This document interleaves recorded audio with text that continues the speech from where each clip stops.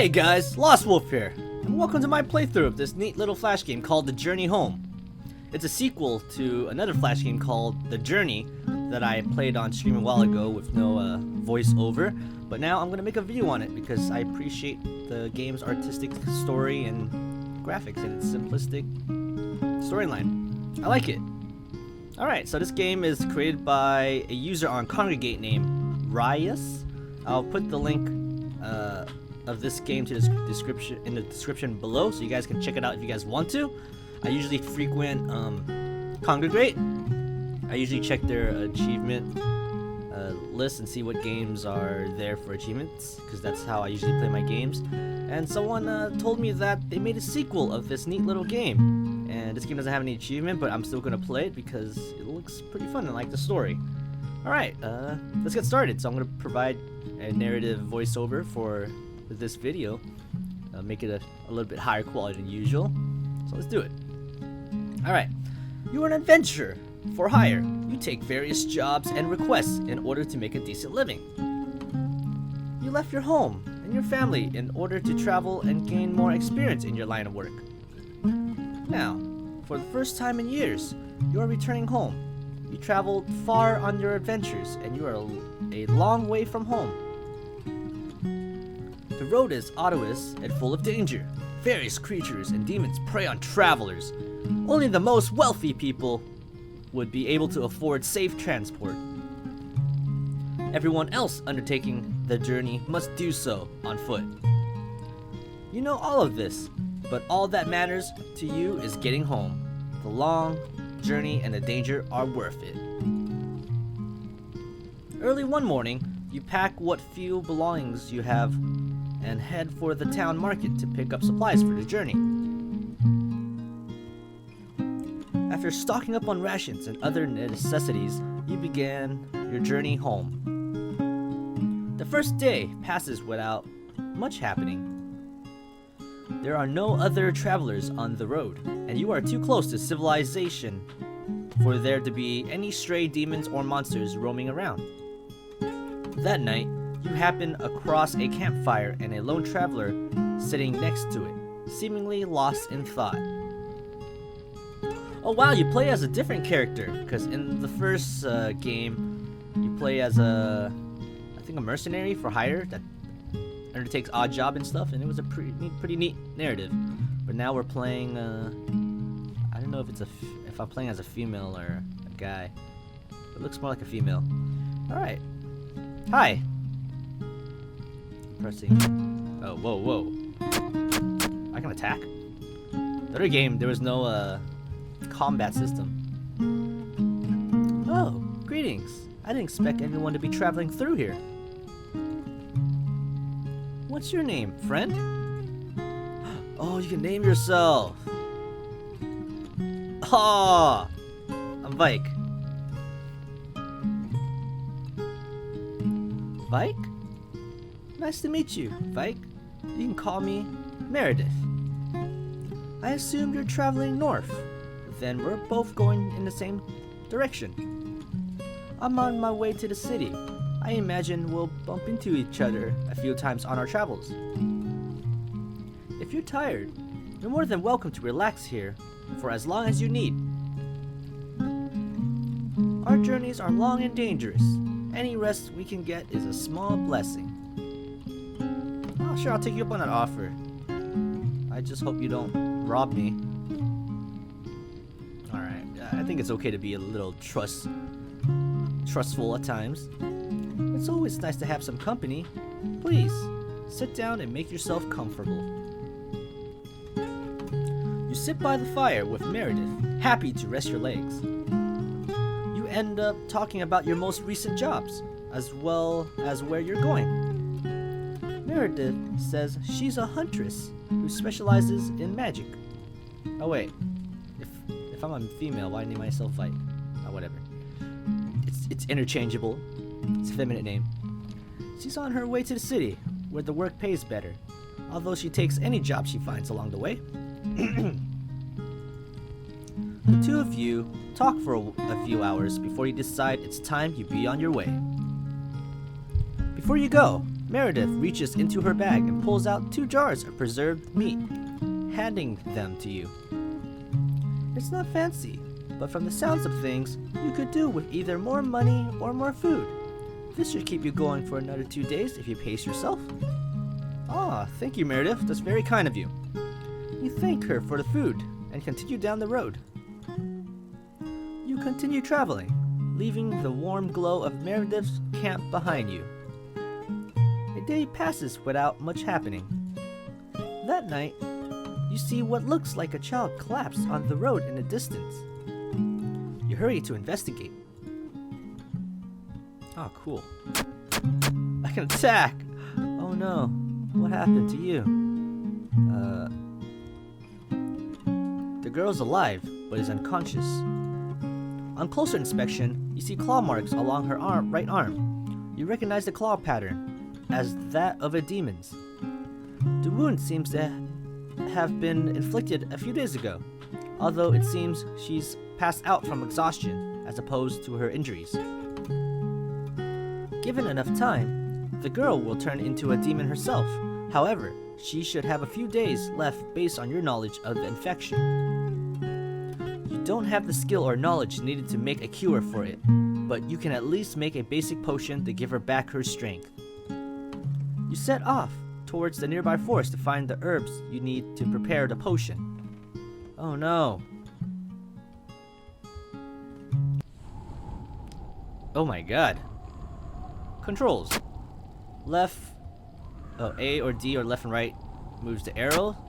W spacebar or up arrow is jump. J or left click to attack. K, S or right click to dodge. Oh, how do I dodge? Oh, snaps! Okay. The dodge can be used to cover more distance and dash through enemies unharmed. It can also be used on the ground or in midair. Oh, that's cool.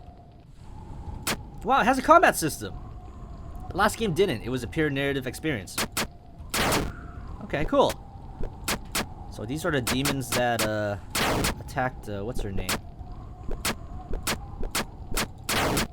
Alright, I gotta make sure I don't get hurt myself. That's cool, I like this. Oh no, I got hurt. I hope I don't become a demon.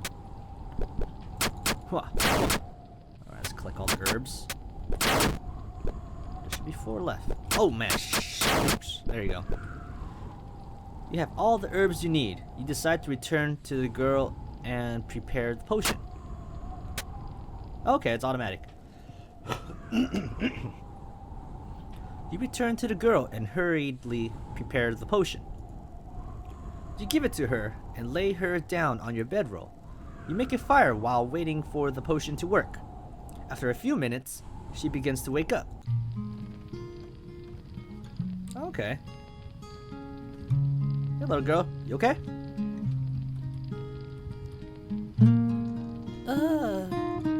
Huh? Who are you? Where am I? She tries to scramble to her feet in a panicked daze, but can't manage to lift herself off the ground. You assure her she's safe, and you start to explain how you found her. You mean you're not gonna try and drag me back to the village? Or you're not just gonna kill me right here?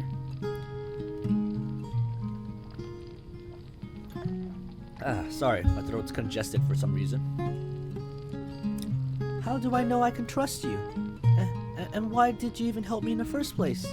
I have nothing to give you. And you've probably noticed, but I've gone and got myself infected. I'm a big, scary demon now, apparently.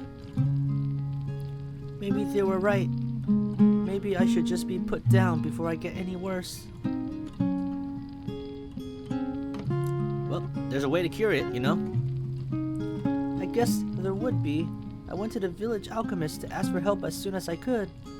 As soon as he saw what the problem was, he called the guards. He didn't even give me a chance to explain. He just assumed I was some kind of monster. That's when I ran, and that's how I ended up where you found me. Nobody's going to try to cure me while they think I'm some demon. I need to get help somehow. Otherwise, I don't know. I don't know what I'll do if I can't get help. Hey, I happen to know someone who can cure you. You do? Where? Who? I said in the wrong order. You tell her about your home and the alchemist who lives there. I'm sure she's great, but so is the alchemist in my village? How do you know she won't try to have me killed as well? Because she once saved... Oh! Because she once saved me from the exact same infection. I think I know who I am. In her previous game, I was a little girl. I think I'm the little girl that was trained by the character I was controlling in the first game. That's so cool! It is a sequel. Okay. Because she once saved me from the exact same infection. What? You've been infected before? You mean you've been through all of this? You tell her how your father tried to keep your sickness hidden to protect you, and about the adventurer who saved you both from a mob of villagers. Finally, you tell her about how the alchemist helped you without any fear of the infection. There really could be a chance to cure me then? Take me there, please. I don't care what I have to do. I'm just sick of running. You tell her to get some rest and that tomorrow you'll start traveling again. Thank you. Really? Oh, my name's Genora, by the way. I guess I never thought of telling you that earlier. What's yours? Vike? Thank you again, Vike. I don't know what to say. Really, I don't have any way to repay you, and I don't... Dot dot dot. Dot dot dot dot dot dot. Or more dots. Oh, she fell asleep. She seems to have fallen asleep mid-sentence. It looks like the last few days have been more draining for her than it seems. You decide to get some sleep as well. Okay. At the break of dawn, you begin traveling with Genora towards home. Sleeping seems to have given her back her strength. She's taken a shine to you now that she knows you were once in her shoes. While walking, she spends most of the time asking you about home and your family. Nothing of any particular interest happens over the course of the next few days. You don't pass by any towns, and any other travelers you pass by only seem interested in their own affairs. One night, you notice you're running low on firewood. You set up camp on the outskirts of a forest. After making sure the area is safe, you show Genora how to get the fire started. You then go deeper into the forest to find more firewood. Well, that's cool. I like this. This is a really good game. Even though the combat's pretty much on the light side, I can appreciate how the author added this. Oh, that's cool. When we see that, I think that's cool. When you go near the edge, your character's like about to fall off. That's so cool. Now let's keep going on. I like how the author also added the AWS key to move and using the mouse to attack as well, because I'm more used to that than using the arrow key. But I'm glad the Raius, the author, was able to add that option in. You have enough firewood. You decide to head back to camp. Oh, that's so cool. Vike, how far away is your home exactly? You tell her that there's about 10 days of walking between here and home. 10 days? Do you think I'll be able to last that long?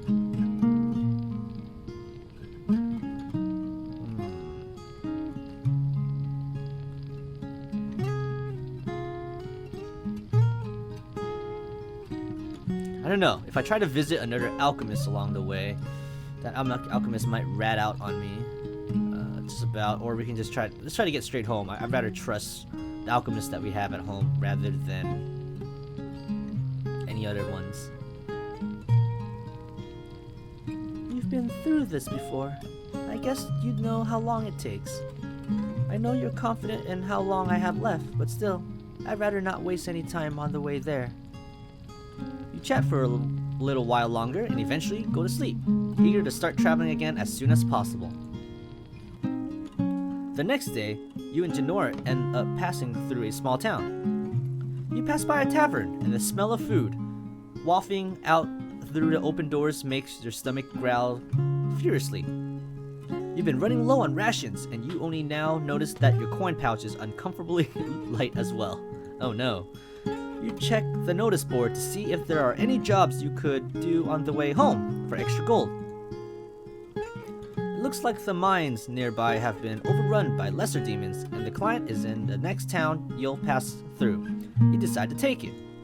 You continue walking and find the mines. You tell Janora to wait inside the entrance once you're sure it's safe, and then proceed deeper into the mines.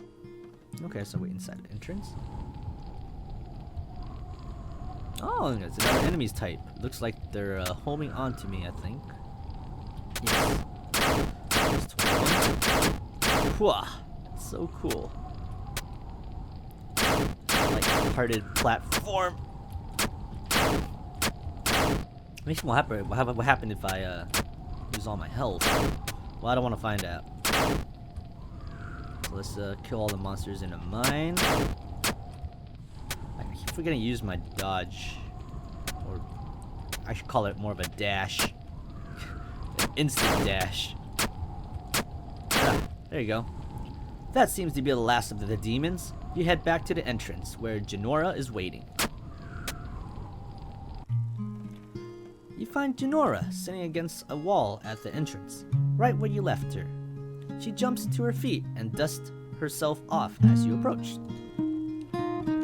That didn't take long at all. You weren't joking when you said it was a simple job. You make sure you have proof that you completed the job, and then you both continue on down the road. The next village should be about another day away, and the sun is beginning to go down. You decide to set up camp for that night. The two of you spend the night talking about your work and the types of jobs you normally take. So you spend almost every day hunting down monsters and protecting people from assassins and bandits? That sounds amazing. Can anyone become an adventurer? She seems to have taken a shine to the idea of adventuring for a living. You tell her about how you got started and some of your first jobs. A few hours pass before you realize how late it is. You mention to Janora that she should probably get some rest. What? But I still don't know what happened to the merchant. You can't just stop a story there. Okay, you win. See, we all thought he had to escape, but it's a cliffhanger. We'll start from there tomorrow. Alright, let's get some rest. I can always tell her tomorrow. It's like waiting for another episode of your favorite show that's coming out next week. She pouts at you like a spoiled child. Fine, but you better tell me what happens next as soon as we wake up. She giggles as she talks. It seems that she's genuinely enjoying herself, even considering her conditions. She cocoons herself in a blanket and rolls over to what she previously designated as the comfiest patch of grass, a smile still on her face. Good night, Vike. The next morning, Janora looks pale and wakes up coughing. Oh no. It looks like the infection is starting to take hold quickly, or maybe it's always had been, and she was just keeping it hidden. Her smile from the night before is replaced with a concerned grimace as she clutches her chest. You keep traveling. Her coughing fits only happen occasionally, but her walking slows down, and her breathing is becoming heavier. Later on, you pass through the town that issued the last job. You get your payment and buy some food rations, among other necessities. On the way out, you glance at the notice board. There don't seem to be any jobs available that won't take a number of days to complete. One job, however, catches your eye. Demon Hunter / Huntress wanted. Young girl, recently infected, short brown hair, gray shirt with red vest, return at any moment. Large sum of gold awarded to any hunter / huntress who dispatches the girl before she endangers anyone. What? I didn't think the village would send job notices out this far. You continue staring at the notice board. They didn't just post one sheet, they nailed a whole stack of the pages to the board. You notice that there's a torn scrap of paper hanging off the nail that was used to crudely pin the sheets to the board. Someone has taken a job. Dun dun dun! You rip the rest of the sheets off the board and quickly leave the town. A few days pass and Janora quickly gets worse. She becomes more and more pale by the hour. She coughs constantly and often breaks into cold sweats. Nevertheless, you keep traveling. Home is only 3 more days away. Oh no, 3 more days. I didn't think this infection would get so much worse so quickly. How far away are we from your home now? You tell her there's only 3 more days left. 3 days? Yeah, okay. I can make it. She keeps repeating that to herself under her breath, like some kind of mantra. A few minutes pass. Vike? Do you think you can tell me about some more of your adventures? You spend a night telling Janora about your most enjoyable jobs. It seems to take her mind off of things for a little while, and eventually she falls asleep while you talk. You make sure she's warm enough, and then go to sleep. You get up earlier than usual and start walking. Janora needs to rest regularly, and her breathing is constantly heavy. You end up carrying her on your back, regardless of her protesting, and walk as fast as you can without causing her any more pain. You don't cover as much distance as you normally would. Carrying Janora slows your pace down immensely. Eventually, night falls and you need to set up camp. Oh no. Hope I can make it. Janora barely says anything all night. As soon as she lies down, she falls asleep, although her sleep is still a disturbed one. At this rate, you'll have to run as much as possible to get home in time. You decide to sleep earlier than usual. You'll need the extra energy for the coming days. You get up at the break of dawn and continue walking. You sling Janora over your back and start walking as fast as possible. She looks at her surroundings through half-open eyes and seems to be unaware of what's going on around her. The day drags on.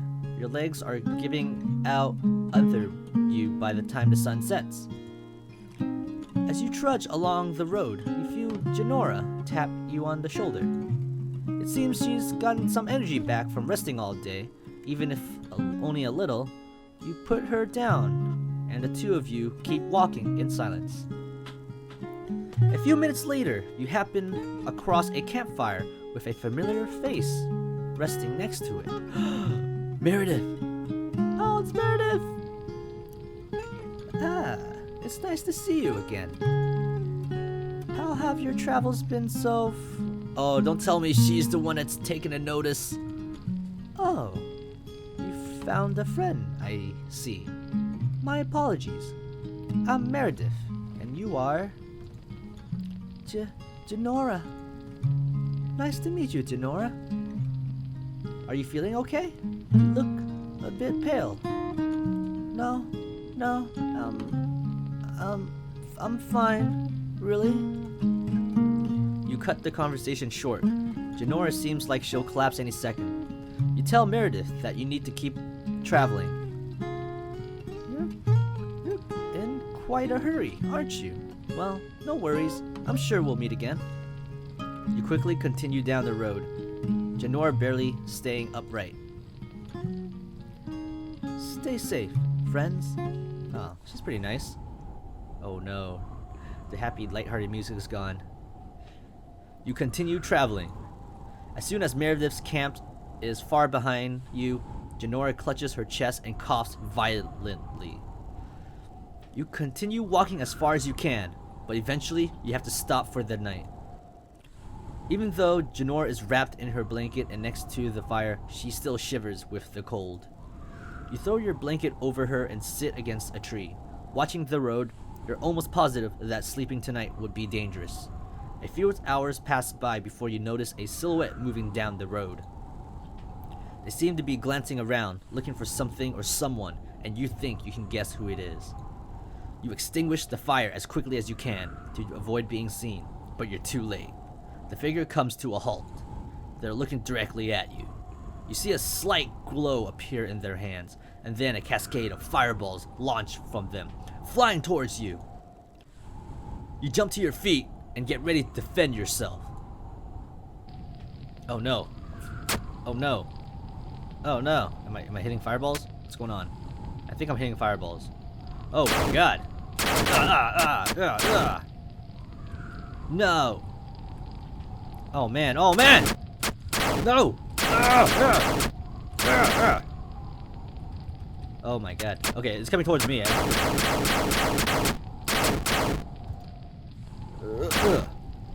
Whew! That's the end of the barrage. You quickly try to find where the attacker is gone.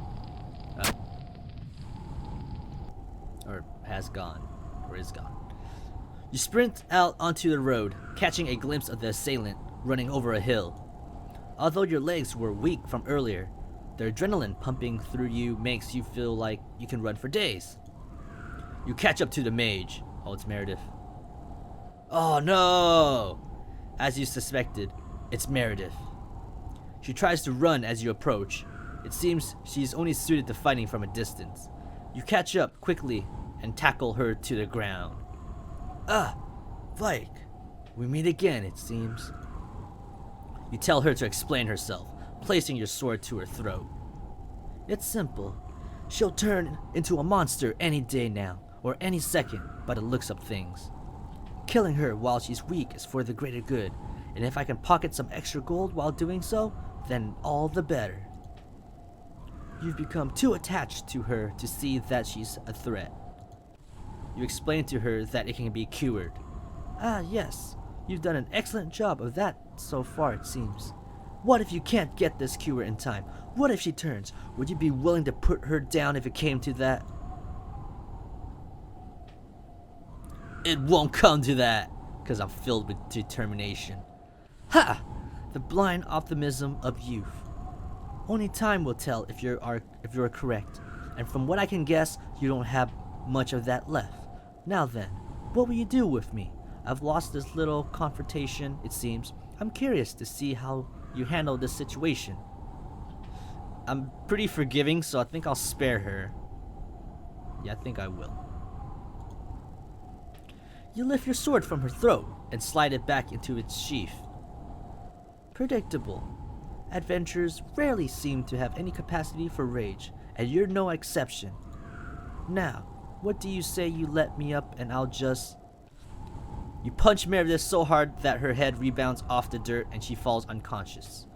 You don't know if she'll keep pursuing you, but you're not willing to take that risk. Oh, good thing I did that. I'm pretty smart. You rush back to the camp. You're surprised to see that it's almost dawn. Janora seems to have fallen unconscious and her heart is barely beating. You don't have much time left. The adrenaline from earlier is still flowing through you. You haul Janora onto your back and break into a sprint. Well, hopefully I get there before my adrenaline runs out. Oh. The adrenaline only lasts so long. Eventually, you feel your legs threatening to give out from beneath you. Still, you keep on running. You wade through rivers and sprint over hills, all while your body screams at you to stop. You keep on running. After what feels like an eternity, you approach a familiar town. On the opposite side of this town, just on the outskirts, is your home. You dash through the gates and into the market street. It's full of people, and if you didn't know this town so well already, you would get lost in the crowd. You barge straight through the crowd, not caring who or what you hit along the way. You break out of the swarm of people and keep running, going towards the north exit. You reach the gates and sprint into the forest on the outskirts. Finally, in the sun-soaked forest clearing, you see it. You see your home. You slam into the front door, shouting for the alchemist. The door opens and you're greeted by 3 familiar faces. You barge through them, taking no time for greetings, and pit Janora on the table, all while explaining the situation to everyone between each breath. You collapse to your knees next to the table, your legs finally giving away. The alchemist gestures to the others to get things set up and proceeds to make the same potion she made for you all those years ago. Proceeds to make the same potion she made for you. Oh, okay. You try standing up to help, but you find your vision going blurry. Soon after, you passed out. Eventually, you regain consciousness. The first thing you notice is how much pain your legs are in, and countless stinging sensations from burns you suffered during Meredith's attack. Those thoughts don't stay with you long, however. The next thing you notice is the soothing warmth of a nearby fireplace and the chatter of voices. She's definitely be okay, right? Music's a bit loud. Let me turn that down a little bit. Absolutely. My daughter is tougher than you know. A little bit more. Okay. He's right. She's too modest to say so herself, but I've seen her pull through some of the worst injuries I've ever seen. A few burns and sore legs are nothing to Vike. I really do need to teach her how to make the cure for the infection, though. I swear, if she knew that when she found you, Janora, there wouldn't be any problem whatsoever. That girl needs to catch up on our alchemy. I blame you for being distracted with all this adventuring. Hey, it's not my fault she prefers actual excitement and adventure over staying in all-day brewing potions. So I'm actually like surprised to see the adventure having an actual dialogue, because in the last game he didn't have any dialogue at all, which is pretty cool. I like it. It creates characters. You do realize you're arguing over my daughter's career choice. My daughter, who seems to have no interest in smithing at all, I might add. A smile spreads across your face as you hear everyone laughing. You sit up slowly and open your eyes. Ah, this familiar scene right here. That's so cool. Hey, she's awake. Oh, don't tell me it's gonna end right there. Welcome home! The end! Oh my god, that was such an amazing narrative. I can also choose to replay it too. Oh, that's it. You need an epilogue. I want more! I want more! Oh my god. I don't know, I'm just surprised how charming and addicting this game is. I really like a narrative game like this. I don't think I played too much of games like this, but I'm glad that I did. And I would like to thank one of my my viewers for pointing that this game came out like recently. It came out on June 8th, and that's like around 9 days ago. Yeah, and I'm just like, wow, I want more. Oh, if you're watching this, Raius, I just want to say thanks for creating this game. It's really charming, and I like the characters, and I like the story. The writing is really good. I love your writing. I noticed that you're from the eastern countryside, because some of the words are spelled with an S as opposed to a Z, like, you know, realization or stuff like that. But it's no big deal. I like it. So thank you for that. And if you guys are watching this video, I just want to thank you guys as well for watching this charming video. I hope you guys enjoyed my narration and some of my voice acting. I really seem to be doing that a lot nowadays because it's pretty fun. It's not professional in any. I'm not doing it as a professional thing, but it's just for fun. You know, adding some flavor to games like this and videos and other narration and stuff. It's fun. So yeah, that's about it. So I hope you guys enjoy this. Maybe I'll be doing more of these Flash games that has a narrative experience, or other ones that I find pretty charming. And I hope there's a sequel to this one as well. So yeah, if you're watching this, Raius, keep doing what you're doing. All right. So thanks a lot for creating this.